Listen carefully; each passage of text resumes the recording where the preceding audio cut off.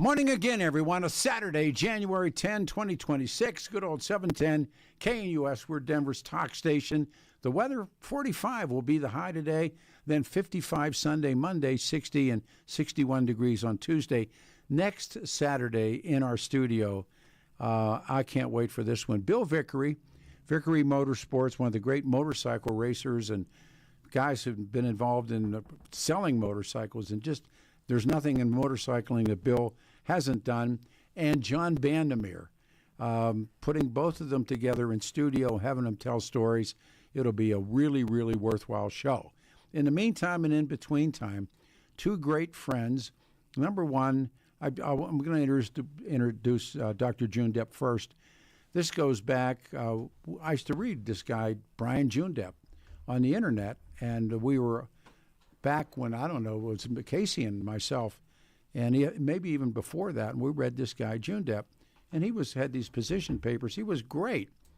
So I turned around and said, keep inviting him. He was a phone guest, and then somebody said, show you how smart I am, and somebody said, Joondeph lives here. I said, wait a minute.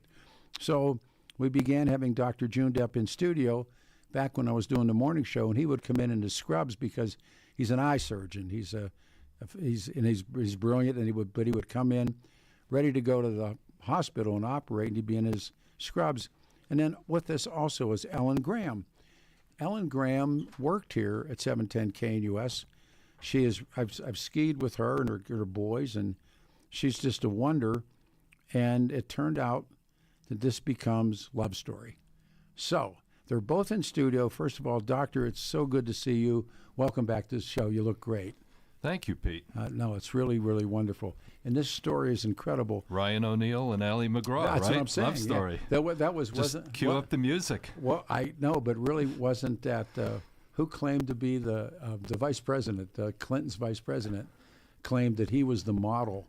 Oh, Al Gore. Al Gore. And was that before or after he invented the internet? Well, it's about the same time. But he was with Tipper, and they were the model for Love Story. Yeah, well, how's that working out? I think Tipper and Tipper said goodbye. Yeah, I think one of them said goodbye. I was scheduled, and I was scheduled to do an interview with Tipper. This is on the level, because she was coming after rap music.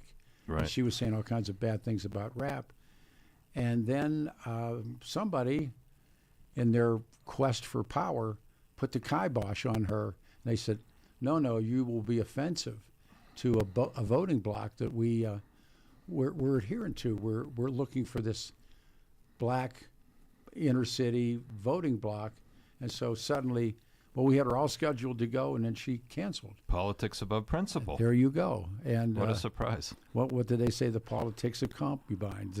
And in the meantime, and in between time, we have been friends. When did you come to work over here? 2019.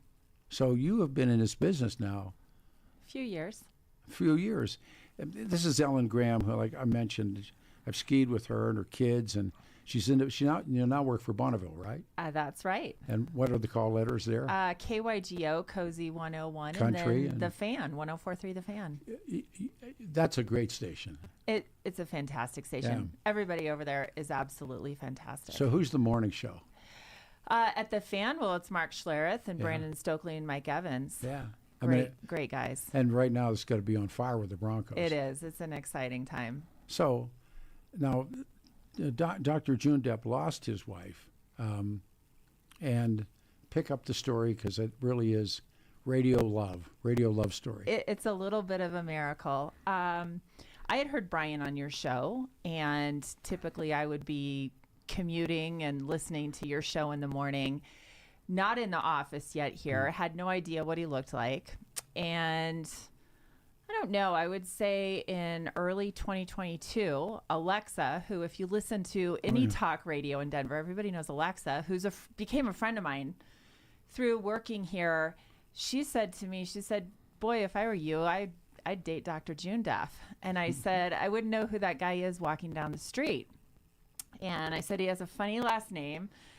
And she said, he lost his wife last year. And I said, well, that's really awful. And Anyway, she encouraged me to send him a friend request on Facebook. I broke all the rules, by the way, here.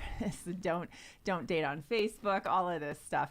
So I sent him a friend request, and I told her, I said, I got to tell you, I said, he's too old for me. This will never work. Wait. You're crazy. You're crazy. Told her she was crazy.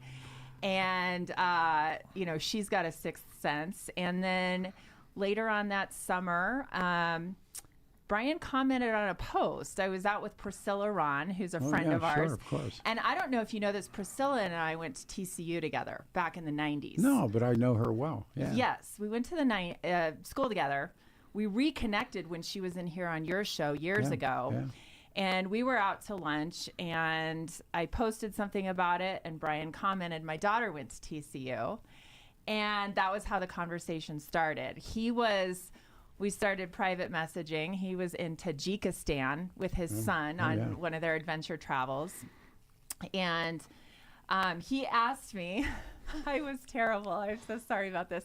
He said, would you like to come over? I've recently learned to cook. I'd love to cook you dinner. And I was like, listen, mister, if you think I'm coming over to your house and I'm that kind of girl, it ain't going to happen. So he said, I apologize. She confused me with Ted Bundy. Really? Yeah, he said, I apologize. I'm brand new at this. I lost my wife of 36 years, which when you just put a face to it and knowing Brian and what they went through, it's such a tragedy. Anyway, we did go out for a drink. And by the way, where'd you go? What was the bar, restaurant? We went to a place near Park Meadows called Uncorked. Huh. I was at brunch that morning with Alexa and your daughter Shannon. Oh man! Can you believe that? No, that's really cool. And your daughter's one of the just neatest people out there. She's really fabulous. And so I broke another rule because usually my rule was first dates are only an hour. Give it a hard stop and get out of there. And is that what's happening? I didn't know about the 1 hour rule. There's I don't know about any of these rules. No, man, I was going to say, yeah. Listen, Peter. Ellen needs her own show to talk about the dating rules because I have no idea. I have no clue. I've been divorced a really long time. At the point that Brian and I met, probably close to 9-10 years, I'd been divorced. I'd kissed every frog in Denver. Not one was a prince. And so when I met him, I was kind of thinking this would just be a friendship. And we had the best conversation for 3 hours and just really connected. And he's smart, as you know. He's way smart. He's really good at math, and he's really smart. I told him how my parenting schedule worked with my kids, and he texted me that day, and he said, I think you're free Tuesday night because you don't have your kids. Can I take you? Yeah. Can I take you out to dinner? And he took me out to dinner. Where'd you go? Seasons 52. Seasons 52. See? Kind of halfway between where we live. Yeah. Ellen's in Parker. I'm in Cherry Hill, so it's kind of in between. I know that place. Good spot. It's good, very good. It's good food. And I'll tell you, we really kind of dug in. It was really important to me that I was not a rebound for him. It was really important to me that he had gone through enough of the grief process that he was ready. You remember we had lunch after you lost your wife. We had this really, it was a side of Brian I'd never seen or heard from before. It was really emotional. But No, it was a tough time. Please. Toughest thing I've ever been through. I'll bet. Being sick for a year and a half and then passing away, and it was not what I had on my bingo card for this stage in life. And I know. But she wanted me to live a good life and have a life and move on and meet somebody and live my life. I had to be there for my kids. Yeah. I couldn't just pack it in and stay home and watch TV. So I went through the grief process. It was very challenging. I had therapy and a pastor and a lot of people to talk to and friends, and it's a difficult but important process to go through. Otherwise, you don't get to the other side. When I walked out of where we were having lunch, I was staggered by the emotion and what was being said, and let it go. But it was I could see how much pain Brian was in. So this is like how much later, a year later from there, or more than that? Maybe 9 months. Okay. Mm-hmm. Okay. And that's interesting because there's all sorts of advice that I would get. Yeah. How long you're supposed to grieve. It should be a year. It should be 2 years. It should be this. You should move. I mean, everybody's got an opinion, and opinions are like a-holes. Everybody's got one. So Elbows. Well, maybe not. maybe not. So, Maybe not. I mean, that was something I had to figure out myself, and thoughtfulness, introspection, prayer, and it all came together. And in the door I comes met Ellen. and it was great. Go ahead. It's really. By the way, let me do this real quick. Yes. You're listening to Dr. Brian Joondeph and Ellen Graham, Peter Boyles, 710 KNUS on a Saturday. Please, if you would. It is a testament to our faith. Before we met, I had really prayed and said, okay, Lord, if you want me single a long time, longer than I want, I'm going to just get over it and submit myself to that. But if you have someone that appreciates the love I have to give, then please open my heart again and bring him into my life. And he prayed for someone that was fun. Could ski. It had to be able to ski. Yes. Oh, she skis too well. She likes skiing moguls. She's a good skier, I'm too old for moguls. It's That's like fine. there's one part of the run that's moguls, and the other part's groomed. And Stay side by side. It's very clear who's skiing which. Yeah, I know that one too. So that was really special. And then after that second date, and we had really kind of gone deep and been vulnerable with each other, I was humbled because I walked out and I said to myself, that man kept his marriage vows for 36 years. That is a special man. Yeah. And the rest is history. He was kind of in hot pursuit, and he always had something really great planned for us. And it's been life-changing. And now, drum roll. So now we've been dating for 3.5 years, and we've, developed relationships with each other's kids, and that's a whole mashup. And we are, just thankful. We are thankful every single day that we have this, because we know not to take it for granted. And Brian's son I shouldn't say just got married, but when did he get married? Got married 1.5 years ago. Wow. That's a whole nother story. He married what a kid he is. a Nigerian gal, Yeah. and they're dealing with the visa issue and the spousal visa, but they're also traveling. And he quit his job with Delta so he could be with her. That, yeah, and that Because picture of that wedding picture when you're in the Oh, costume. Ellen went to the wedding. Stephanie went. We had a blast. Yeah. Ellen can't wait to go back to Nigeria and the food and the markets, and The food. I'm being facetious. No. It's a wild experience, but The people some of were the so- best people on the People were planet. so nice. It's controlled chaos. Yeah. It's Lagos is a busy city, but it runs and the people are friendly, and it's just something you don't experience here, and that's what I love about travel. And in October, I was with Chris in Mogadishu. Yeah. Of all places, and Somalia is in the news these days. Sure. A couple of years ago, we were in Iran. Iran is in the news these days. The travel's been great, and Ellen and I travel together. She prefers Hawaii to Mogadishu. But, Hawaii, Dad? Shut up, Russ. prefers the Christmas markets in Munich to, wandering through Damascus and Aleppo, but to each their own. No, I travel with Chris to interesting places. We're going to visit Yemen and Eritrea in April, and he wants to visit every country in the world. He's most of the way there, and I'm fortunate he invites me along for the adventurous places. Eritrea is amazing. Ethiopia is amazing. Yeah, we were in Ethiopia before Somalia. Yeah. And it is it just is such a great story. Well, Of two people thank you. that I love and got to know through Brian through the radio business as a guest. Then you got a job in sales. yeah. And you're the common denominator, Pete. Yeah, so thank you. You Well, didn't know you were a We'll, matchmaker. we'll name our first child Peter. I'll You name. may have a long wait for that Hey. one, but Yeah, my next child I'm going to name Houdini. If you get out of here, Yeah. yeah, it's a wonderful story. It really It is. And Dr. Joondeph, of course, has been this really bright voice that came on the show, and he's also my eye doctor, which is, that's part of it as well. Let me do this. How are we doing on time? We got 4 minutes to the break.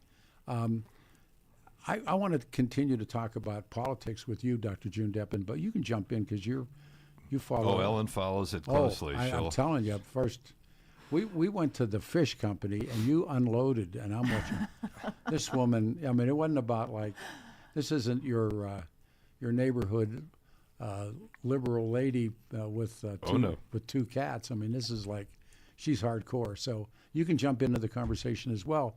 Let me read a couple of these things. Let's see. The last time Joondeph was on your weekly show, 2/4/22. Wow, somebody remembers that. The last time he was on your Saturday show was 1/25/25, almost a year ago. That's too long. Well, no, I'm saying it's Got to get me out here a little more often. Peter, hear this one. Ellen should have her own show, especially on relationships. I agree. I'm 57, just started dating a young lady in November. See? That's great. Yeah, now back to business. Ellen would have a great show about Ellen would. dating, life, kids. I've encouraged her to do a Skiing. show or a Skiing. podcast about just life. She's got such great ideas. Wanna And, do- and you need a gig. she does. I've had a life. It's not been boring. So No, you could do a gig, but look at people remember stuff. That's cool. That's you. But I always said I thought Joondeph was in Texas or something, Right. And Casey said, he lives here, right. and that started our relationship. All right, we got to do a quick turnaround here. Then we'll begin. 303-696-1971. Lines are open. We'll talk about Venezuela. We'll talk about Minneapolis. You can ask Ellen about dating.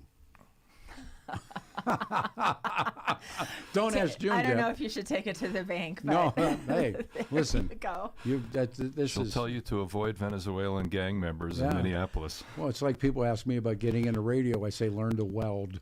That's great advice, Peter. Great advice. All right, let's do this. 45 will be the high today. 55 Sunday, Monday 60. 303-696-1971. We had full lines when our folks came in the studio. Come back. We're going to talk about the Venezuelan situation and what's taking place in Minneapolis and the world in general. 303-696-1971. Lines are wide open. First time since I sat down here at 9 o'clock.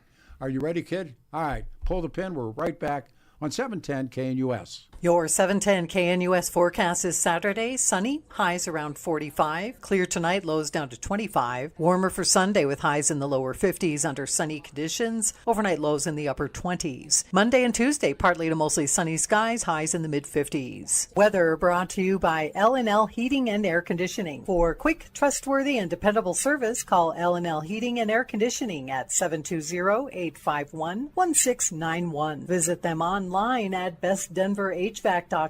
That's bestdenverhvac.com. You'll be comfortable with L&L. I'm day weather meteorologist Patrice Sutter in the 710 KNUS Weather Center.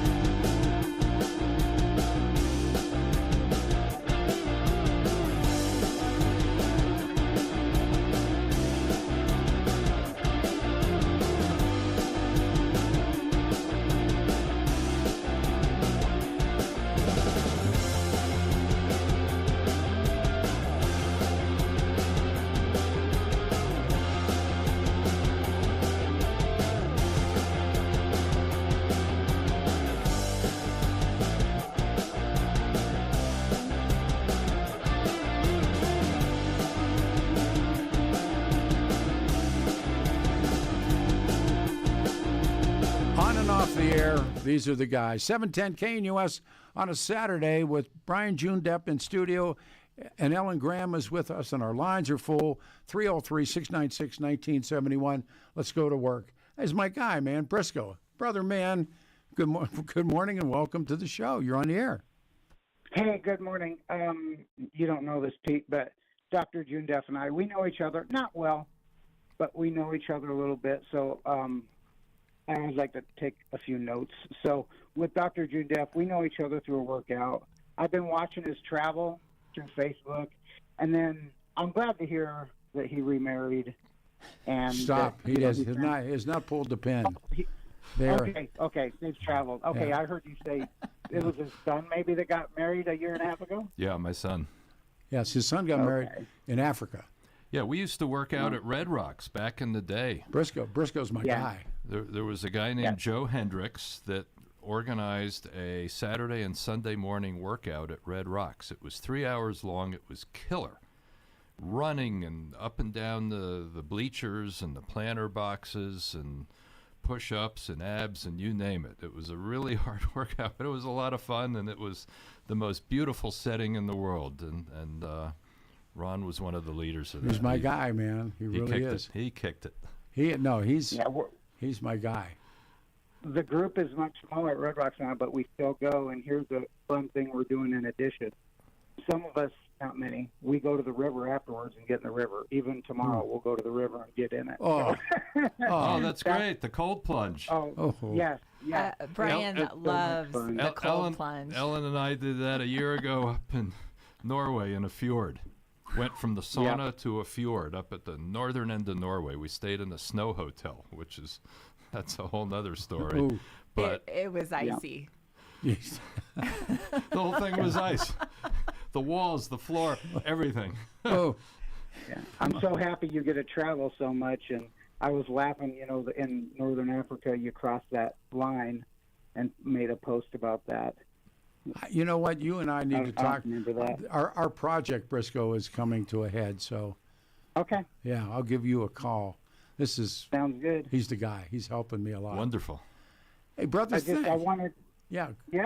wanted on the grieving, a guy I like, and he's an old timer, so maybe you guys recognize his name. For the grieving process is Leo Buscaglia. Do you remember that name? I do. I remember he wrote a book or several books. He did a bunch of books and a bunch of talks. He's dead now, but for the grieving, I would suggest listening to some Leo Buscaglia. And I'm sorry about your loss with your wife, and the travel and the girlfriend. I'm very happy for you.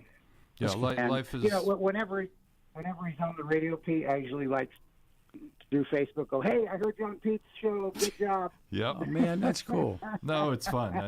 This guy he's out there. He's going to be part of something we're going to do. Briscoe, thanks. I'll call you, brother. Hey, good thanks, hearing man. from Bye-bye. All right, thank you. We go to Gene in Denver. Gene, you're on the radio show. Thank you very much for calling. You're on. Good morning, Pete. A couple of things. I did want to talk to you about Venezuela, but just real quick, I wanted to throw in Greenland as a part of the North American continent, and the Monroe Doctrine should take effect there with Denmark. We've already purchased land from them. We purchased the U.S. Virgin Islands in 1917 from Denmark, so it wouldn't be that big a deal to purchase Greenland. I don't know if the Monroe Doctrine would apply to Greenland. Well, they're in the North American continent, and Denmark is in Europe, so I'm not sure. But it's been there as a neutral. I mean, I can't even think of any clashes that the United States foreign policy had with Greenland. Well, not yet, but China and Russia are moving into our sphere of influence. China is setting up shop in Antigua. They're going to have a compound that's going to be basically Chinese sovereign territory, and who knows what's going to be there, listening posts and other things. This is a reassertion of this is our sphere, and this is Trump's version of the Monroe Doctrine. I think that's what Venezuela is about. It's not about oil or drugs or anything. It's about getting Russia, China, and Iran out of there. When Harry Truman's president, Harry Truman put something on the Monroe Doctrine called the Truman Corollary. And that was really more about the Cold War, and they were going to keep people out. When Jack Kennedy, when they discovered the missiles, the so-called missiles of October, they didn't use the Monroe Doctrine as much as they used what Harry Truman had attached to it. And in Venezuela, these are indigenous people that were running Venezuela. Do what you want to do, but those guys were Venezuelans.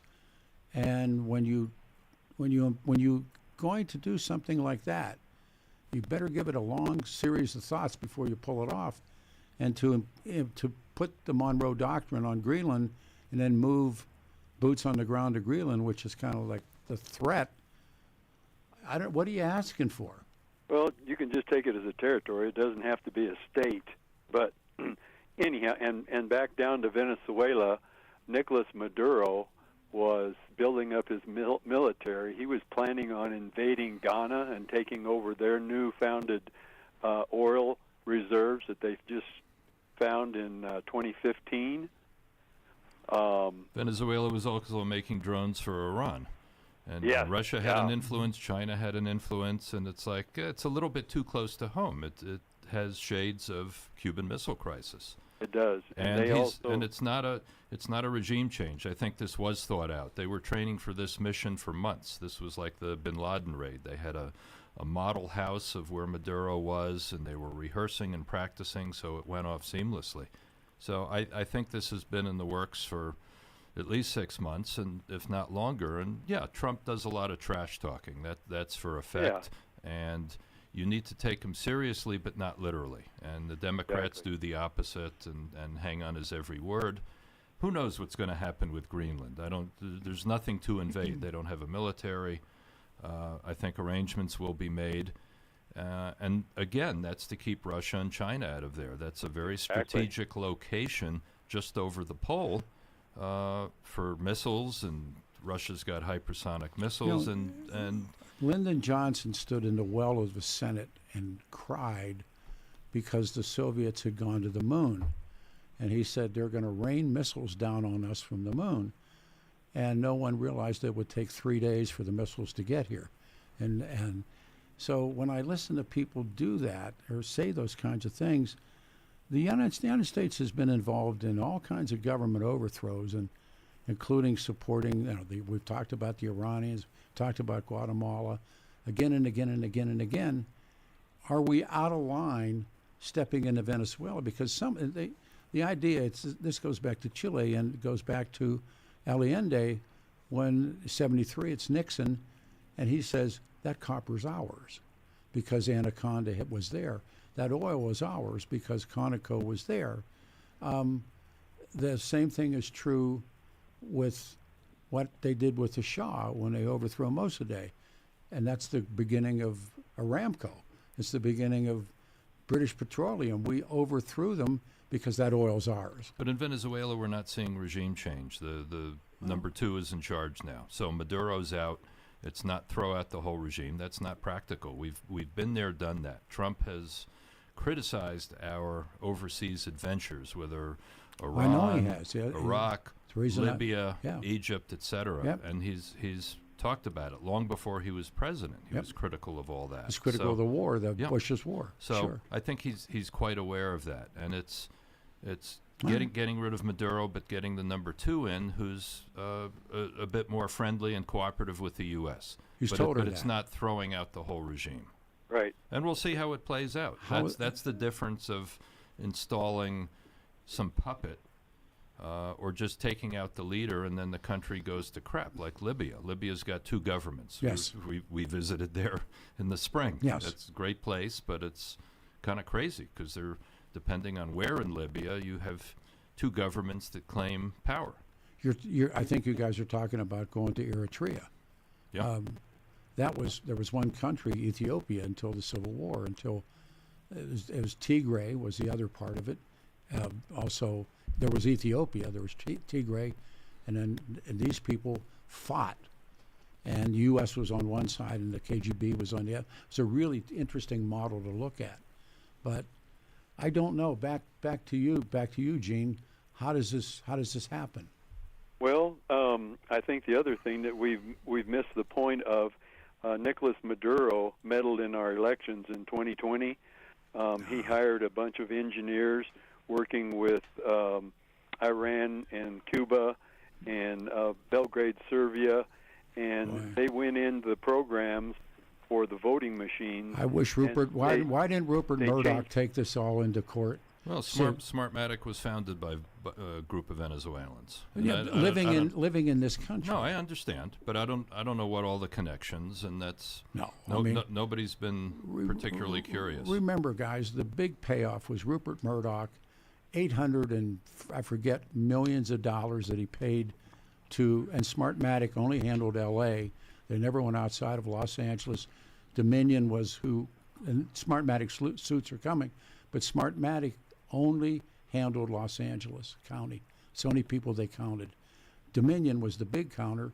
And why didn't Rupert Murdoch or Newsmax or OAN or Salem Broadcasting take this information that you have, this evidence, Gene, that you have, and walk it into court in Delaware and save themselves almost $1 billion? I don't think he cares about the money. I don't think he. Yeah. No, I think there were bigger issues at play, and anti-Trump sentiment from Rupert Murdoch and his organization, and he'd rather spend $1 billion if it makes Trump look bad. He flipped it. No, he flipped it the other way because of Trump.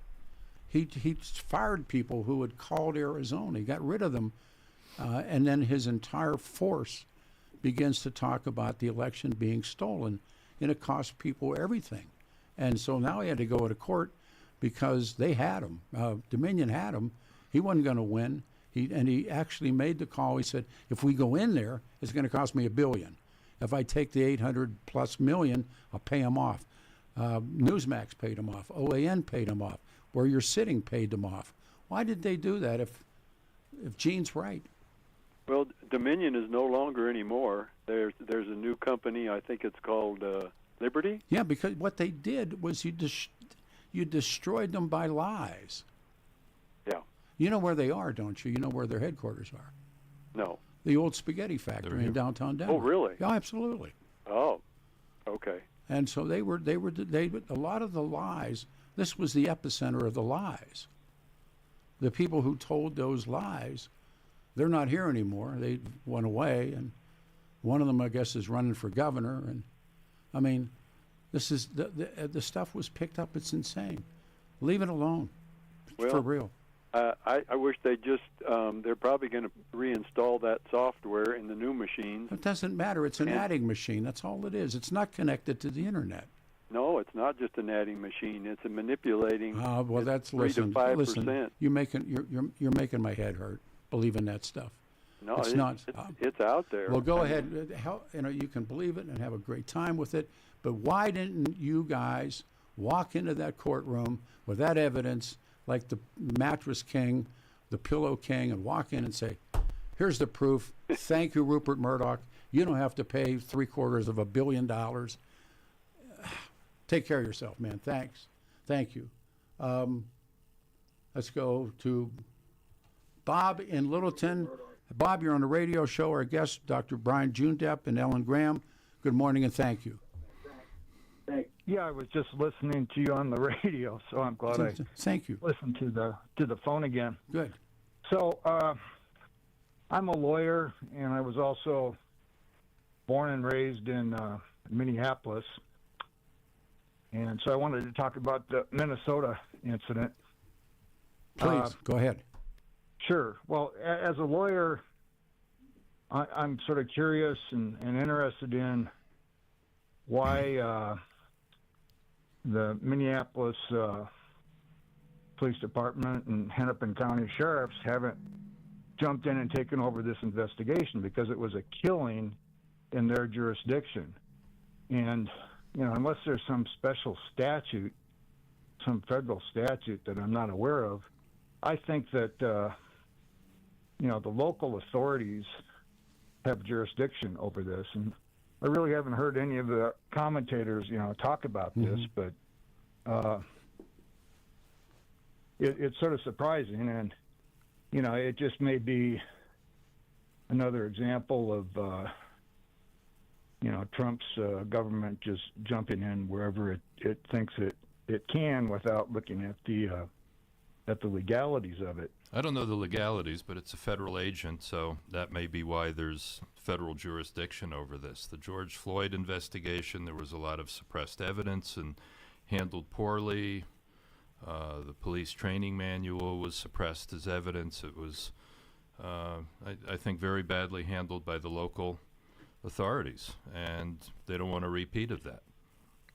So I think that's why the FBI is taking the lead. The FBI takes a lead on many of these things. But again, I'm not a lawyer, and I can't speak of jurisdiction. How about let me do this, and I haven't looked into it. Bob, let me do this. I'm going to put you on hold, take a break, and we'll come back so that you get a chance to complete. Fair enough? Okay. You're on hold. 710 KNUS in studio, and I got to read you this email. This is to Ellen. Ellen, it says, "What dating advice do you have for a 70-year-old ugly man with no wallet?" We're coming back with Ellen and the doc. Stay here, 710 KNUS.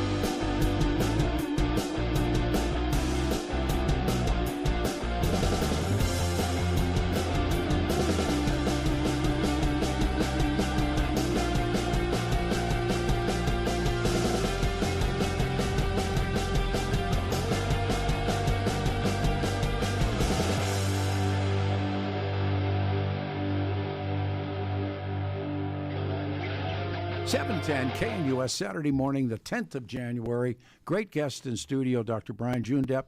Ellen Graham are with us. Lines are jammed. Folks are on hold. A lot to read. And real quick, be honest, having winter sports equipment can be overwhelming. That's why you need the true experts, not a bunch of kids on temporary holiday jobs.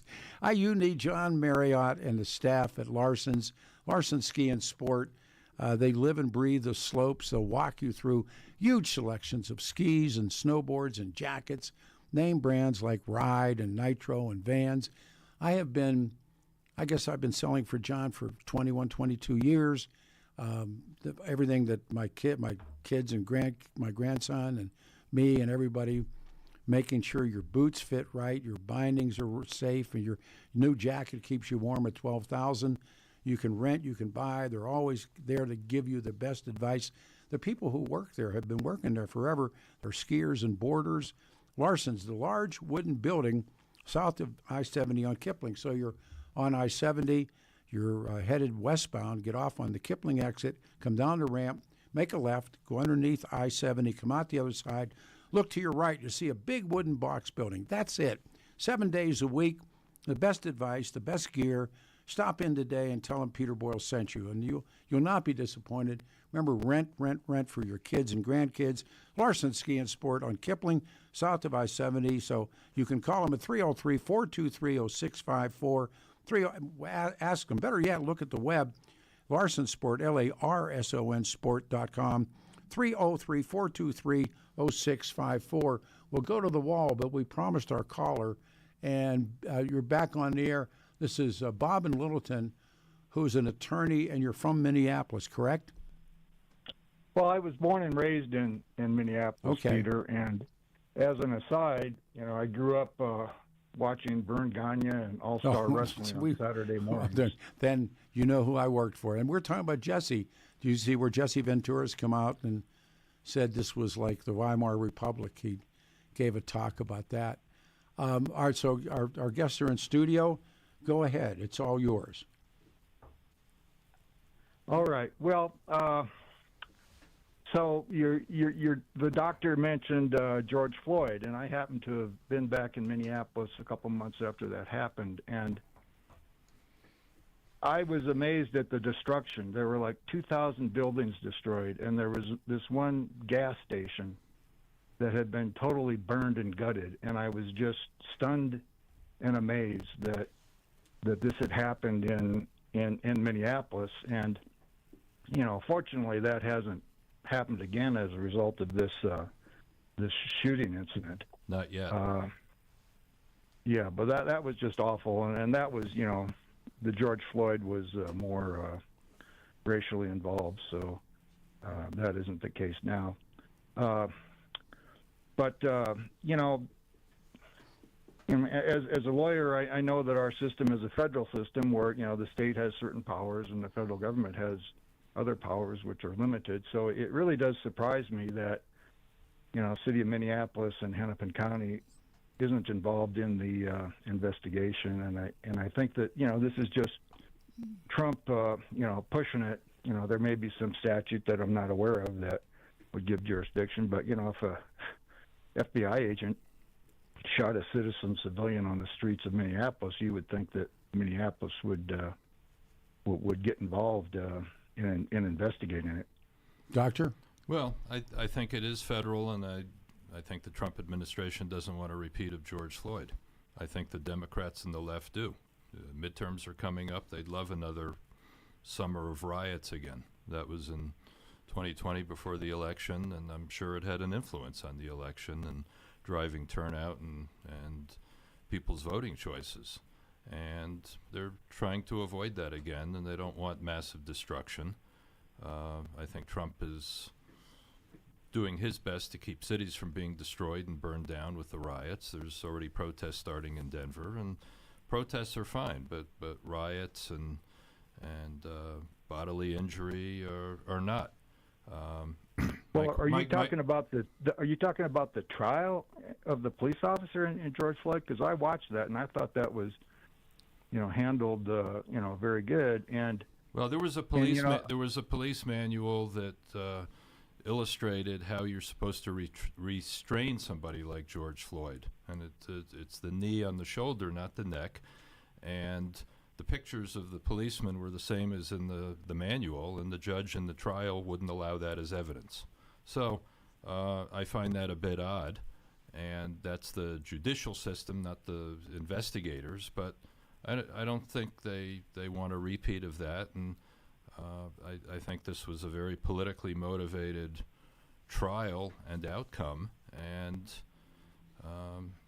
that's kind of par for Minneapolis. You look at all the fraud that's been exposed with the daycare centers and autism centers. It's I'm sure it's in other cities and states, but this seems to be fraud central.